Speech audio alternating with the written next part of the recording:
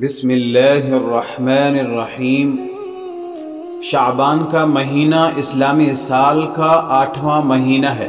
لفظ شعبان کا معنی ہے شاخ در شاخ ہونا۔ اس مہینے کے یہ نام رکھنے کی وجہ یہ ہے کہ اس مہینے میں خیر و برکت کی شاخیں پھوٹتی ہیں۔ ماہ شعبان کا بہترین عمل نفلی روزوں کی کثرت۔ حضرت عائشہ فرماتی ہیں کہ میں نے نبی علیہ السلام کو کسی مہینے میں شعبان سے زیادہ روزے رکھتے ہوئے نہیں دیکھا۔ آپ کچھ دنوں کے علاوہ پورے ہی مہینہ کے روزے رکھتے تھے۔ ترمذی شریف کی حدیث ہے۔